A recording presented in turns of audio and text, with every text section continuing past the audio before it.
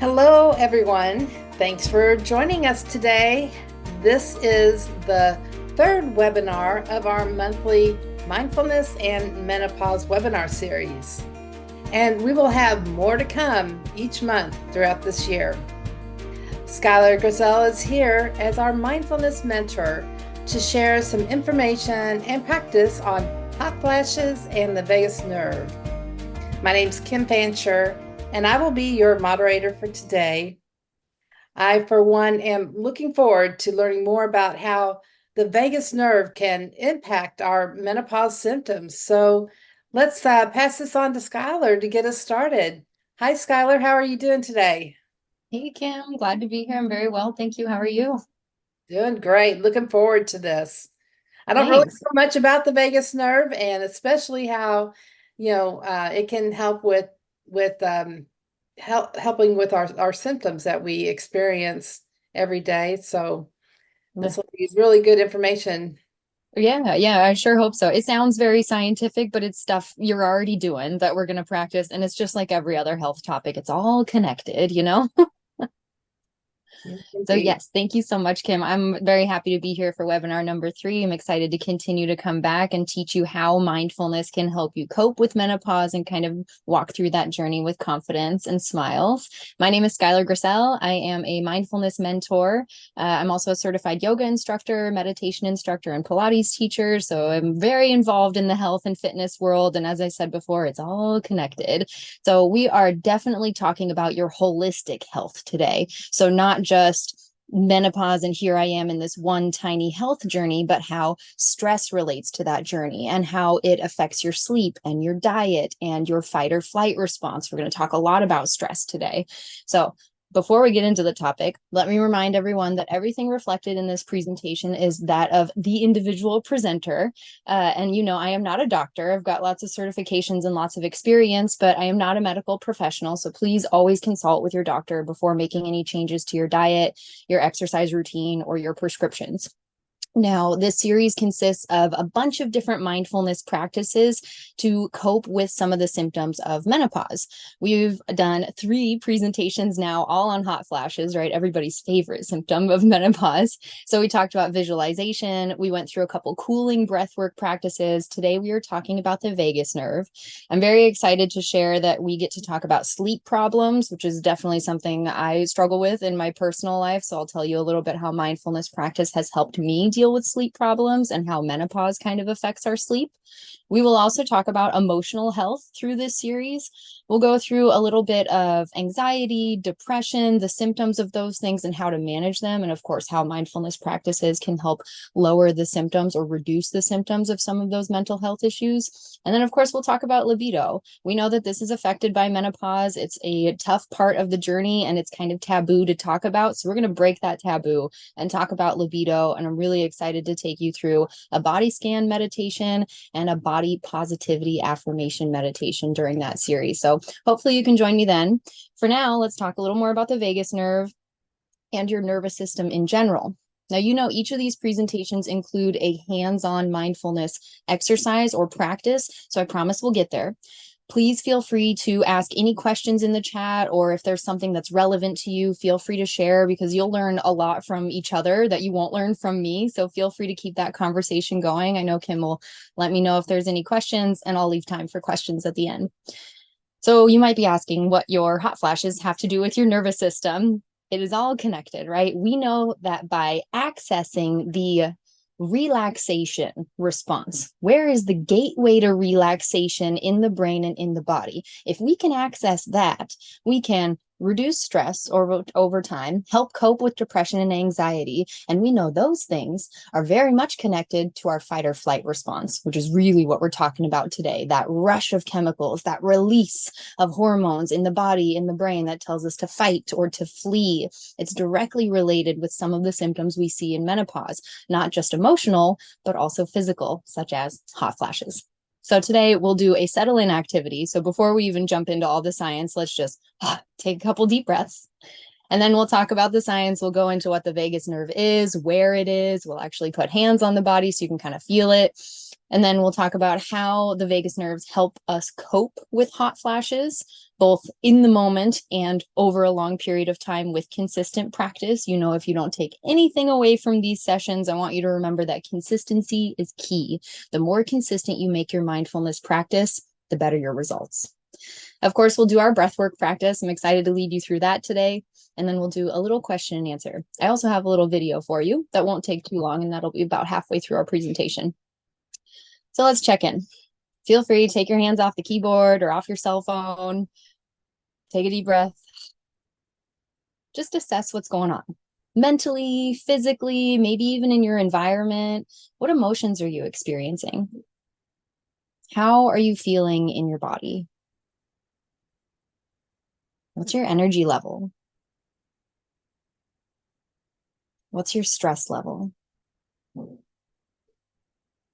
is there anything you could let go of right now? Remind yourself that there's nowhere else you need to be, and there's nothing else you need to do right now. Just for the next minute or so, let's just check in and experience all of those things without judgment. Any emotions you're feeling, you don't have to give them a good or bad label. Just let them be. Any level of your stress, whether it's high or low, that's just where you are right now. Honor that. Honor where you are and not where you think you should be. A lot of mindfulness has to do with approaching ourselves and approaching life without judgment, but with curiosity. So if you're asking yourself these things, these questions on your screen, what emotions are you feeling? What's your energy level? That's mindfulness. Mindfulness is really just taking a step back, assessing how we're feeling, what's going on in the mind and the body, and seeing if we can allow those things to happen, and then asking ourselves, is this something I could release? If I'm feeling frustration or physical tension, is this something I can let go of right now? And if the answer is no, like I'm anxious about doing this presentation and I can't seem to let go of it right now, that's okay. I can allow that feeling to exist. So the second half of mindfulness in my book is deep breathing. So after we kind of check in with the body, my advice is always take 3 deep, mindful breaths. And that means pulling in as much oxygen as you can to fill up the lungs, and then exhaling out really, really slow. Deep breath in, and it doesn't matter if it's through the nose or through the mouth, and deep breath out. Now, a sneaky mindfulness trick is always to make your exhales twice as long as your inhales. This will stimulate the vagus nerve and activate your parasympathetic nervous system. Take a deep breath in. Deep breath out. We've got a lot of time today, so allow yourself just these few moments to relax and check in. If you'd like to close your eyes, you absolutely can. Continue to breathe. Deep breath in. Deep breath out.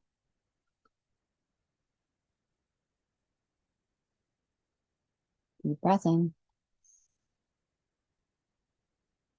Deep breath out. And just as we experienced our emotions and the sensations in our body earlier without judgment, don't judge your breath either. Maybe it's slow, maybe it's quicker than you'd like it to be. Experience the breath without judgment.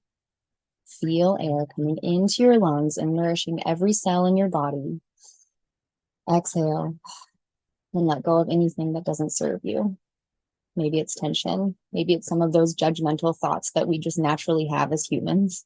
Deep breath in. Deep breath out. Now, if you're looking at the screen with me, you will see this visual again later on, but you can always search for these things, little mindfulness gifts that tell you to inhale and exhale. Now that we've completed this little settle in activity, hopefully you're a little looser in the shoulders. Hopefully you feel a little more relaxed. Maybe you notice a little extra weight in the body.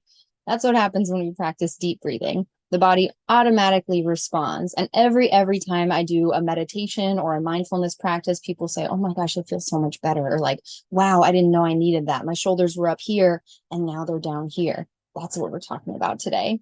How can we access that relaxation response? How can we trigger the parasympathetic nervous system? I mentioned earlier that consistency is key. No matter what kind of mindfulness practice we are talking about, make it consistent.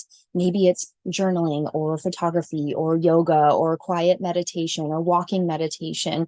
Pick your thing, pick whatever mindfulness activity works for you and do it hopefully on a daily basis. I'd say minimum practice 5 minutes if you've got it. And that might mean just setting a timer on your cell phone and sitting quietly. You don't need any fancy tools. You don't have to pay for any fancy apps, although you can if you want to. There's a lot of really great stuff out there.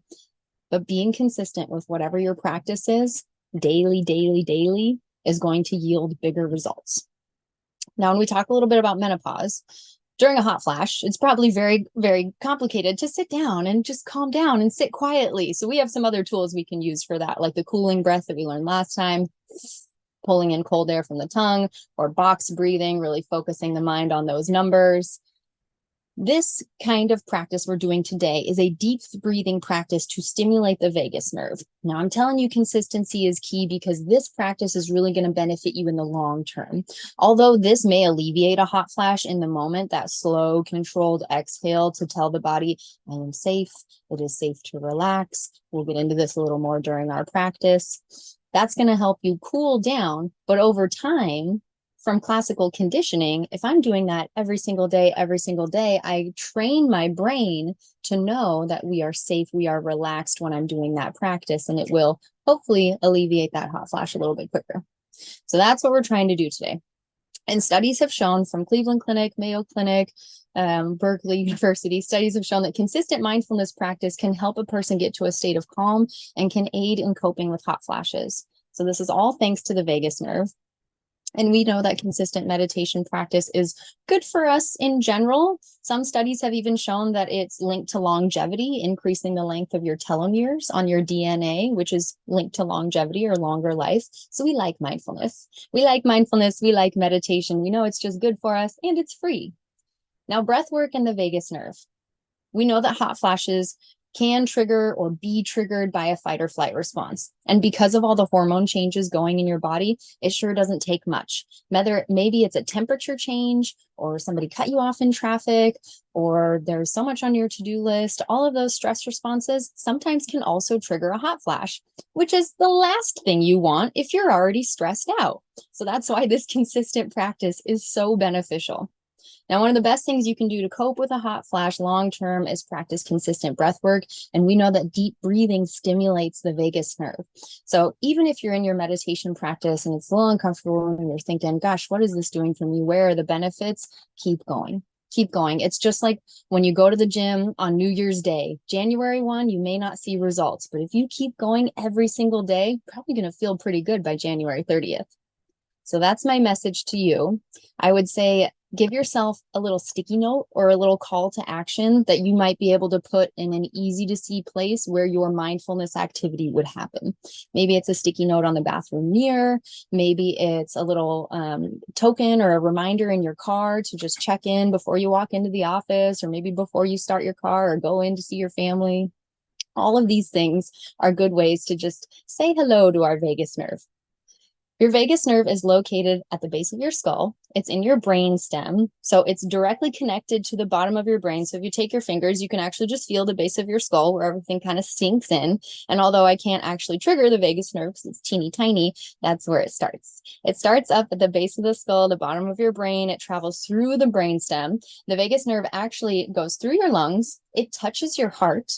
It's connected to the liver. It has lots of little branches that go out to almost every section of the digestive system. So it's directly related to the stomach, the intestines, and all of our digestive and metabolism kind of process. So if you've ever experienced chronic stress, right, getting a new job, moving a new house, planning a wedding, any of those things, you may have also noticed your digestive system slowed down. Maybe you lost an appetite, or maybe you had too much appetite. That's all connected to the vagus nerve. The vagus or vagal nerve is at the base of your brainstem. This nerve system controls specific body functions such as your digestion, your heart rate, and your immune system. Now, this is kind of a two-way street because yes, the vagus nerve, everything happening inside the body, does control the heart rate, what's happening in there. But I know that I can purposefully slow down my heart rate if I just slow down my breathing. I have control of that. So if I'm ever feeling stressed or I have that fight or flight response, even if my life isn't immediately being threatened and I'm just getting a flood of wonderful emails and my heart starts to speed or race, I know I can start breathing deeply, and it'll send that message to the vagus nerve that we are safe.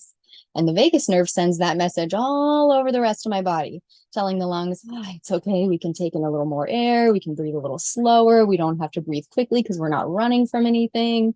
It can tell my heart, slow down, we don't have to push all this blood to our muscles because we're not fighting anything. It can tell my liver to start processing things and produce the things I need to produce. It can tell my stomach and my intestines that, yes, we are safe to metabolize, we are safe to digest. Your vagus nerve is the opposite of fight or flight. The parasympathetic nervous system, vagus nerve, is the opposite of fight or flight. It is rest and digest. So I hope you can imagine how rest and digest is a much more comfortable place to be if you're dealing with a hot flash or if that's part of your menopause journey. If you know those symptoms are part of your menopause journey, practice this deep breathing exercise daily if you can, but be kind to yourself. I understand everybody's schedule is real busy. You're going to notice results. Even if you're not experiencing a hot flash and you're doing that deep breathing practice, maybe you do notice you sleep a little better at night. Maybe you do notice the metabolism is working a little more efficiently, or your shoulders are a little lower away from your ears. We don't use these words very often, parasympathetic and sympathetic, maybe depending on where you are. But I want you to keep in your mind the opposite of fight or flight, especially in American culture, and especially as a woman, I feel very safe to say that. We deal with fight or flight a lot, and it's almost glorified to be in this constant state of chronic stress. It's almost like a badge that you wear as a woman, a mom, a caretaker. Sometimes, tell me if I'm wrong, but we know that it's not good for our health. Society knows it's not good for our health, but we do it anyway. So unfortunately, the responsibility to counteract that and balance is on you, the individual. Sorry, ladies out there, but yes, take it as a good thing. You have the power and control to access that relaxation response and activate the parasympathetic nervous system and tell the sympathetic nervous system, our wonderful fight or flight response that does keep us alive, that we don't need you right now. There's nothing we need to fight and there's nothing we need to run from. It's just a hot flash. Your left and right vagal nerves contain 75% of the parasympathetic nervous system. Such a huge portion. So we know that by accessing that, slow the heart rate, deep breathing, de-stress, we can actually calm the body down and find that rest and digest response. So let's talk a little bit about why this is so valuable. And I'm going to bring up our video resource so we can watch that together. And then we'll get into all the different ways that you can activate the vagus nerve. Deep breathing is the one we're going to practice today, but there's a couple other tricks in there. In all of my research, I've been looking at a number of blogs and resources and articles. I loved this quote. For midlife women, the vagus nerve proves essential, contributing to the alleviation of menopausal symptoms like hot flashes and mood disorders. Its ability to modulate the body's stress response plays a pivotal role in promoting relaxation and mitigating stress-related issues. So maybe you're here and you don't have a whole lot of hot flashes, but maybe we're also worried about those mood strings, the stress-related issues. Maybe that stress is affecting our digestion, our sleep, our relationships. This kind of practice can help us in all areas. This is a holistic practice. You're going to see results in multiple areas of your life, not just coping with hot flashes. So to illustrate this, I'm going to bring up my menopausal blogger YouTube friend. She's a menopause therapist and a coach. I'm going to bring this up and hopefully share this video with sound so you can all hear it. Feel free to type any questions in the chat as you have them. I'm going to repeat some of this information, but if anything is particularly valuable to you, you might grab a pen and paper to just jot that down. And away we go. It might sound a bit strange to be talking about nerves when I know you're really here for menopause, but it is relevant, and here's why. The vagus nerve is the longest nerve in your body, reaching from your brainstem all the way through, right the way through.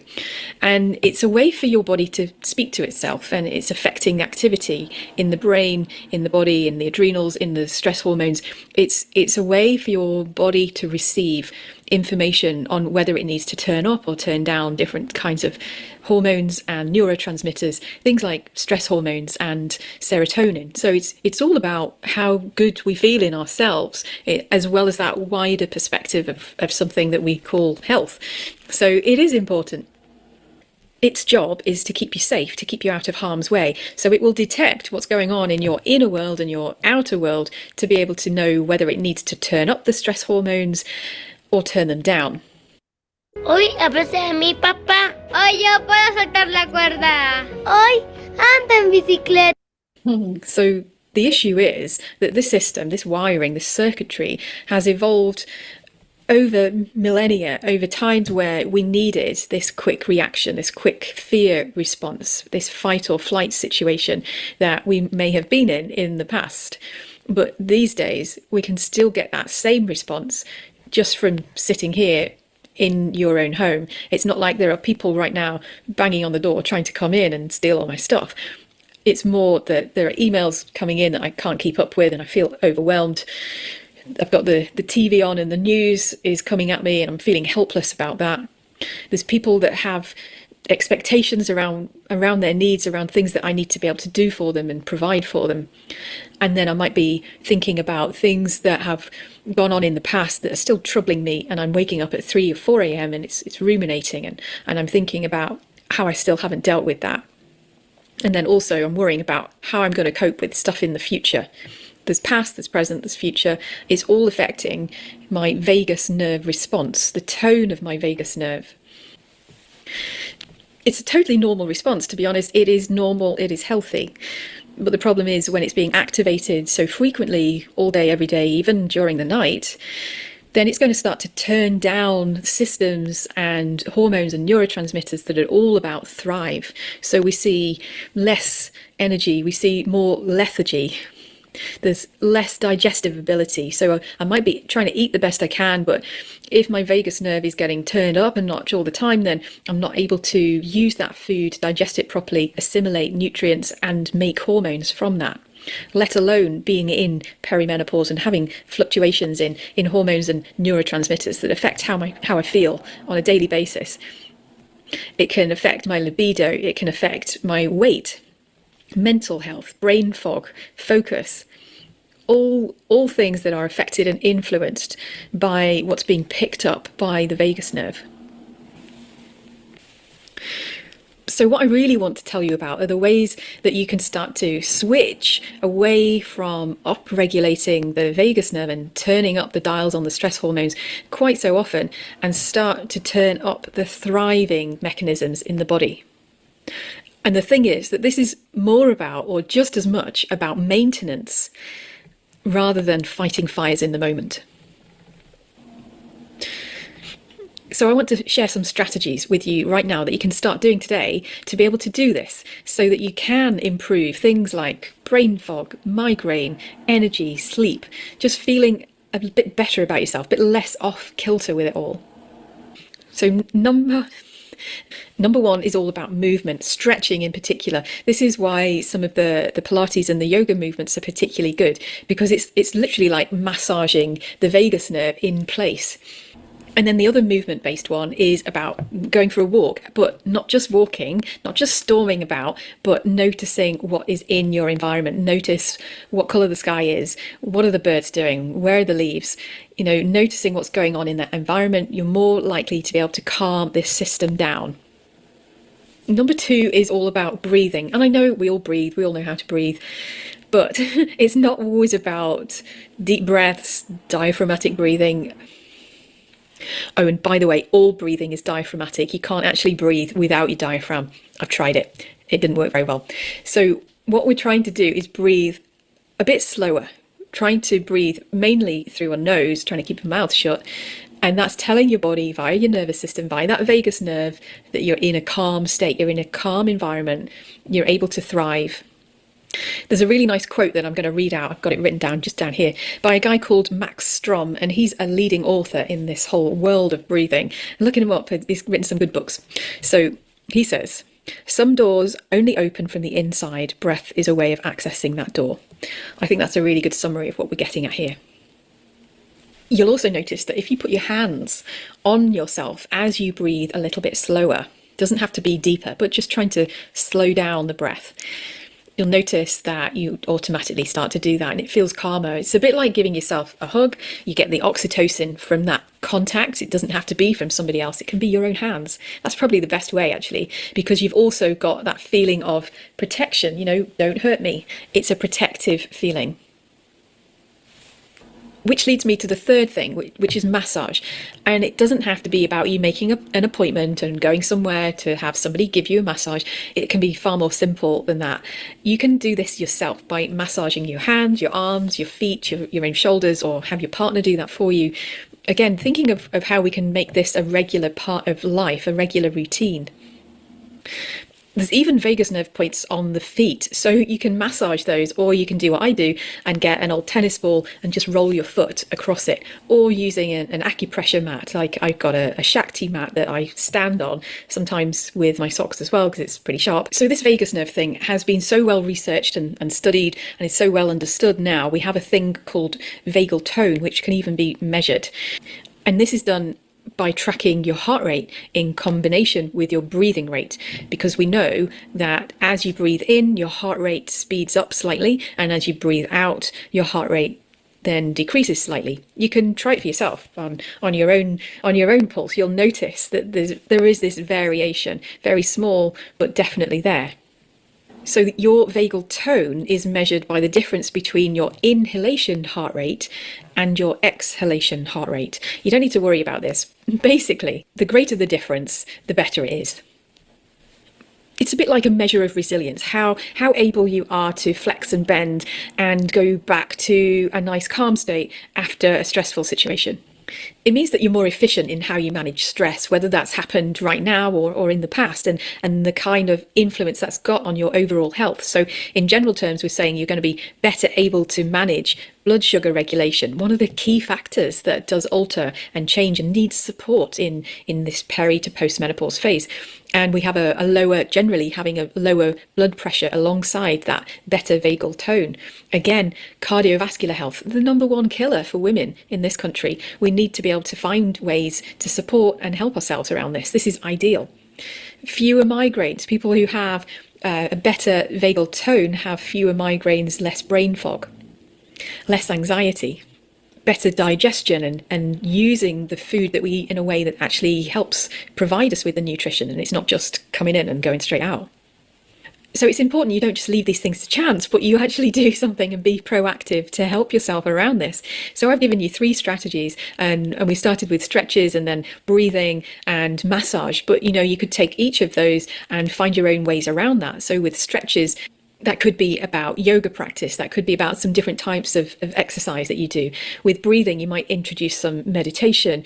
It might even be about singing and humming, using your voice, using this area where the vagus nerve lives. And massage, come on, it's really about touch, isn't it? So think of all the different ways that you could encourage that in a nourishing way. It doesn't have to be massage. It could be splashing cold water on your face, giving yourself a bit of a facial. The thing is, I wanted to try to give you some of the background on why it's important, because I tend to find that when we've got that base of knowledge, you're more likely to do these things. These suggestions are not just nice things to hear, they're actually going to be doable for you. So I really hope that I've been able to do that for you right now. And if you'd like some more support. There we go. Yes, she does have lots of extra resources out there for anybody who's interested in that. And again, feel free to type some things in the chat if you got any questions. This woman, Angie, she said a lot of really great things that I just love. She said, this is not about a quick fix. She said, this is about maintenance. Doing vagal nerve practices is about maintenance. So consistency is key. And not only are we just maintaining our ability to bounce back after a hot flash or to cope with a hot flash once it's happening, but we're doing maintenance for our heart, helping our cardiovascular system, doing maintenance for the digestive system, aiding our metabolism and its ability to take in vitamins and nourish our body. We're helping out a lot of the muscles in the joints, something she didn't mention, but when we are in a constant state of stress, we hold on to a lot of tension in the muscles in the joints. And we know that's related to migraines and sleep problems and mood disorders. So again, it's all connected. That's the theme of today's presentation. So Angie gave us a lot of really great examples on how to stimulate the vagus nerve. I'm going to give you a few more. So deep breathing is what we're going to practice today. We did a little bit of this earlier, so you can look forward to another practice in just a couple minutes here. She mentioned singing or humming. Now, this may seem a little silly, but the vibrations in the vocal cords are so close to the vagal nerve that it does stimulate that area of the body. And also, think to yourself, when do you sing or hum? Typically, when you're in a state of calm or a state of joy. In either of those states, your rest and digest, your parasympathetic nervous system, is activated. So singing, humming, things that stimulate that vocal cord or open your throat chakra, if we're going to get into the yogi side of things, very, very good for the vagus nerve. Very good way to send a message to the brain that we are safe, we are calm, we are content. There is no need for a fight or flight response. There is no need for all of these stress hormones. Now, again, you may not be able to hum your way out of a hot flash. Let's be realistic. I understand, but it couldn't hurt, and it's free. The next one you can do is self-touch. Now, this may feel a little unusual.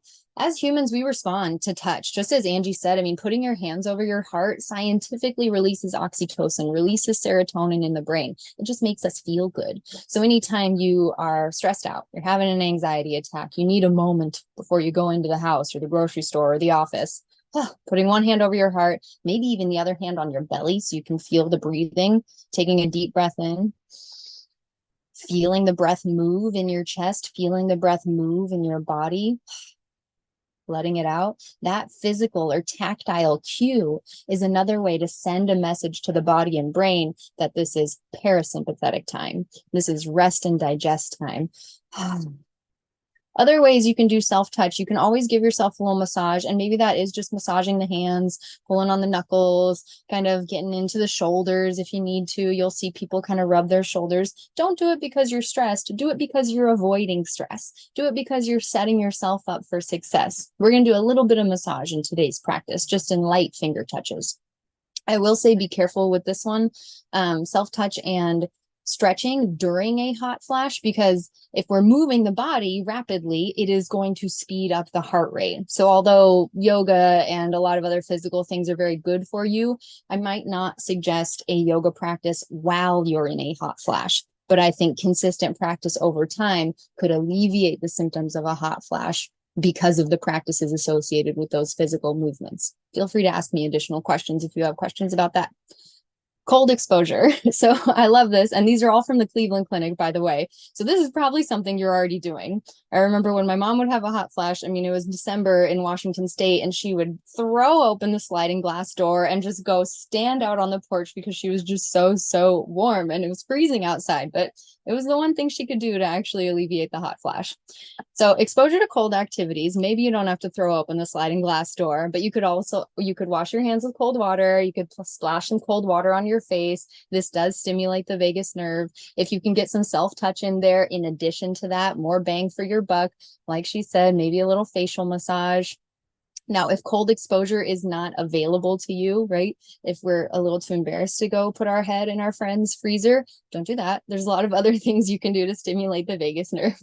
Meditation and yoga, of course, with consistency are going to yield better results. The more often we tell the brain and body that, hey, when I do this, it's time to relax, the easier it's going to get. So find your thing. Maybe it's meditation, maybe it's yoga, maybe it's going out for a walk. Make it accessible and available. Deep breathing is one of the easiest ones because you can do it anywhere. I mean, if I'm driving in my car, at least I can deep breathe. I might not be able to go for a walk real quick or, get my hands under cold water, but I can at least do my deep breathing practice. So whatever your additional practice is, I would say partner it with deep breathing. 5 minutes of deep breathing a day and maybe 5 minutes of an additional mindfulness practice, but be kind to yourself. All right, I'm checking in, making sure I didn't miss anything. Improving the vagal tone. Meditation and yoga over time will improve your vagal tone, improve your ability to bounce back from a stress response. Know that that's what you're doing through today's practice. Hopefully you feel a little bit better after our practice than maybe how you started the presentation today, either in the physical body or in your mental or emotional headspace. We're going to go through these 3 little exercises, and then we'll go into our longer deep breathing practice. So feel free, settle in, grab any kind of materials you might need, whether it's a pillow or a cold glass of water. The first thing we're going to do is stretch. I mentioned I'm a yoga teacher, and I do think yoga with consistent practice over time could help alleviate the symptoms of a hot flash and probably could help with a lot of the other symptoms that we experience during menopause. So all we're going to do, again, nothing crazy, nothing dramatic. We're just going to move the neck and shoulders to loosen up the joints. So as you take a deep breath in, feel some height, some length in the neck. On your next exhale, you're just going to drop the right ear to the right shoulder. You're just going to let the neck hang out on one side, feeling a nice stretch from the ear down to the side of the neck. You might even reach those left fingertips away to kind of deepen that stretch. And on your next exhale, you're going to turn the nose down towards the armpit. So this one's really stretching out the cervical spine, the very, very top of our neck, the atlas, that top vertebrae. Looking down towards the floor, towards our armpit, just take one deep breath. And of course, if any of this hurts, don't do it. On your next inhale, you'll turn the nose back to center and you'll turn the head back to center. Feel nice and tall again, breathing in. Exhale, drop the left ear over to the left shoulder. Just deepening that stretch from the earlobe down to the shoulder. We're just letting gravity do all the work here. No pushing, no pulling. You might stretch the right fingertips away if that feels good. Take one inhale, and on your exhale, you'll turn the nose down towards that armpit. Just look away. Relaxing here, feeling a stretch in the top of our neck, the very top of our neck. And one side might feel different than the other. That's normal. On your next inhale, you'll turn the nose back to center, turn the head back to center. And from here, we're going to relax the shoulders a little bit. As you inhale, roll the shoulders up to your ears, real dramatic. And as you exhale, pull them down the back away from the ears. Inhale up. Exhale down. Now you might feel a little stickiness or crunchiness in those shoulders. Again, that's normal. We are experiencing the body without judgment. We are honoring where we are and not where we think we should be. Deep breath in. Deep breath out. This is another one you can do in the car just to alleviate some tension. A lot of us carry it in our shoulders, myself included. One more. And when you get those shoulders nice and relaxed away from the ears, check in on the face. Now, you might put hands on the face to actually feel this. I also carry a lot of stress in my jaw, so I'm always kind of checking in on my jawbone to see how loose it is. And I like to use gravity to let the jaw drop. That's also a signal to the body to know, I don't have to carry this stress here. Nothing is coming to get me. We don't need this fight or flight response. So I'll physically touch my face, telling the body, this is a time to relax. We can relax the jaw. We can relax the shoulders.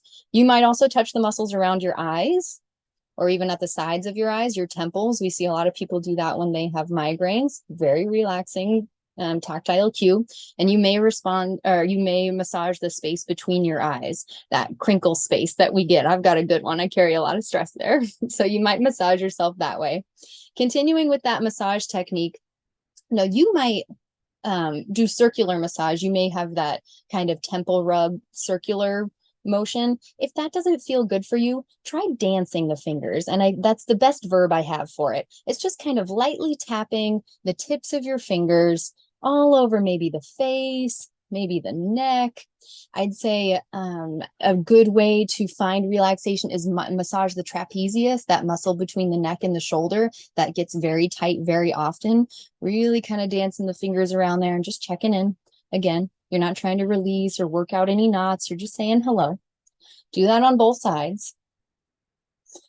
And then to tell the body that we're trying to access the vagus nerve, just send it a tactile message. Just like when you're flexing in the gym and you're trying to do a hard exercise, sometimes you'll physically put your hand on the muscle you're trying to work to say, hey, body, this is the one that I want to flex.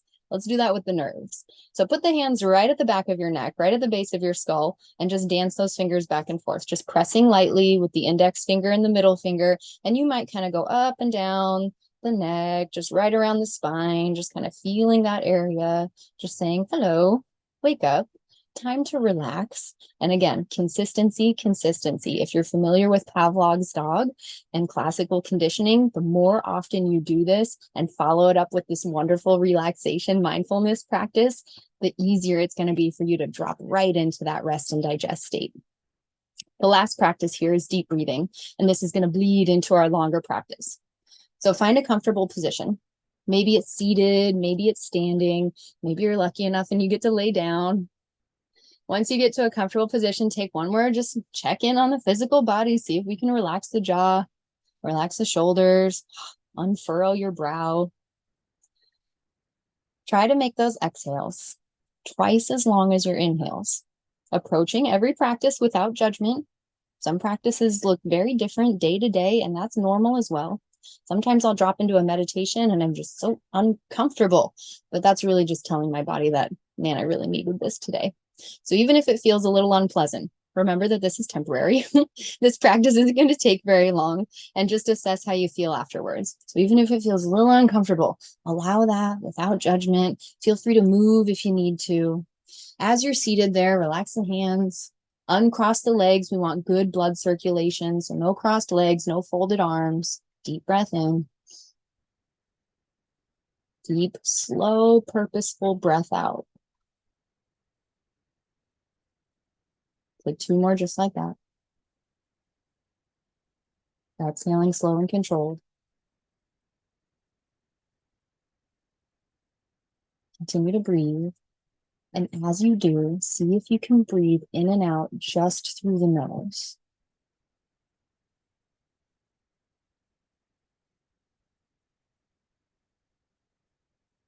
As we run through this practice, remember that thoughts will come and go. And if you find yourself caught up in thinking, just know that it's okay. That is normal. Guide your awareness back to your breath, noticing yourself breathing in, filling the lungs with oxygen, letting them nourish every cell in your body, and noticing yourself breathing out. Slow, controlled, purposeful. Inhale. Exhale. Inhale. Exhale. Continue to breathe. With each exhale, you might find little opportunities in the body to alleviate some stress and tension. Maybe you exhale and the shoulders melt down away from the ears a little bit more. Maybe you exhale and you release some of that muscle flexion we don't know that we're holding on to. The legs get heavier, the arms get heavier, the belly is soft. Maybe you exhale and your lips gently part and the tongue falls away from the roof of the mouth, fully relaxing the jaw and the muscles in your face. Notice the physical body. Notice where you are in this space. Notice the weight of your legs beneath you.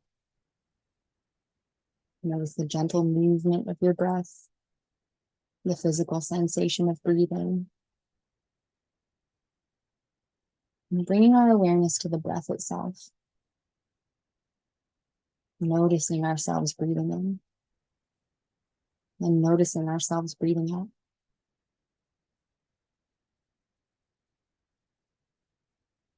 Noticing the temperature of the breath on the inhale. Feeling the cool air pass by our nostrils, fill up the lungs, expand the diaphragm. Feeling the heat of our carbon dioxide leaving, exiting the nostrils, letting the belly concave, letting the chest fall. Continue to breathe. Giving yourself grace. Approaching this practice without judgment. For the next minute or so, know that there is nowhere else you need to be. There is nothing else you need to do. Just breathe.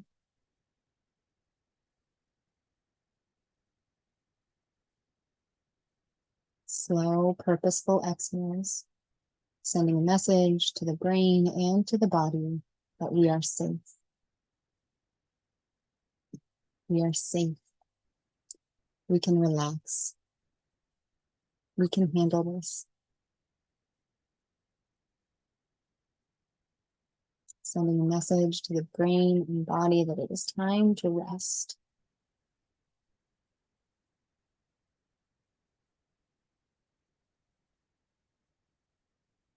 Take a few more deep, full breaths.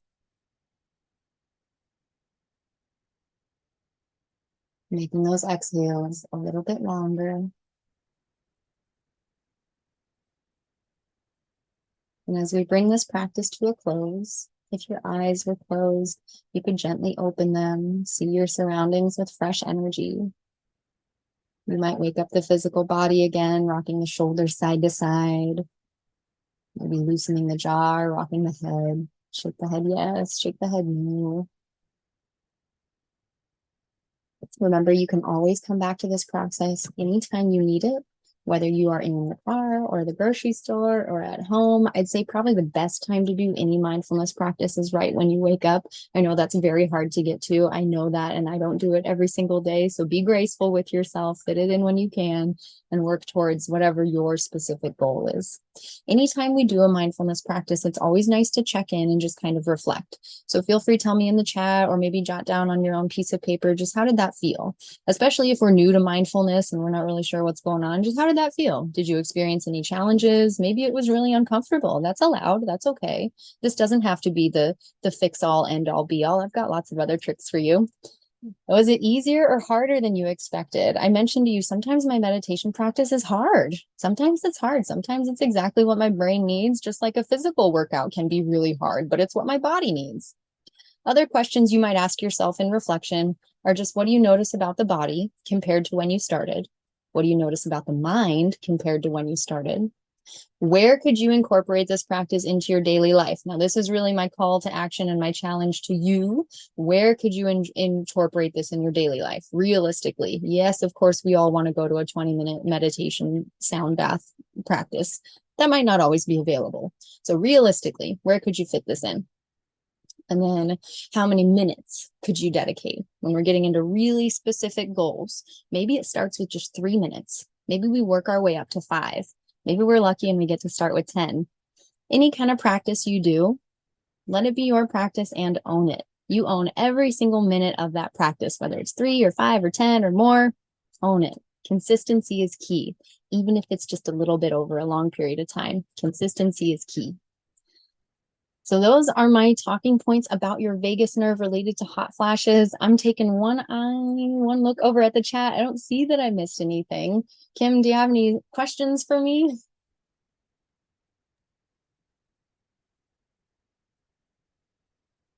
There. I don't see anything in the chat, but I'd just like to mention that first of all, thank you so much for everything you talked about here with us today. But out of the 3 things that we did with the stretching, the massage, and the breathing, I really felt a wonderful sensation from the massage part, tapping my fingers on my face and especially at the base of my head.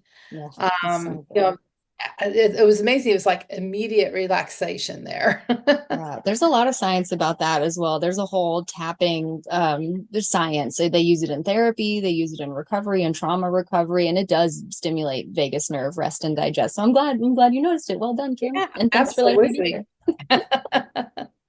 Yeah, and as we open it up to Q&A, I also want to just bring up what you said throughout. The key to vagus stimulation is regularity, and that these changes that you make as part of your regular life, that it can really help stop the stress response before things get activated or stress sets in. So I really take that to heart and remember that, because regularity with anything is important and good for us.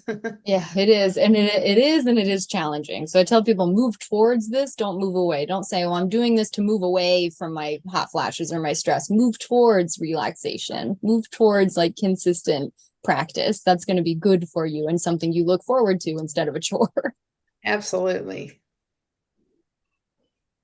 So do we have any other questions here for Skylar today?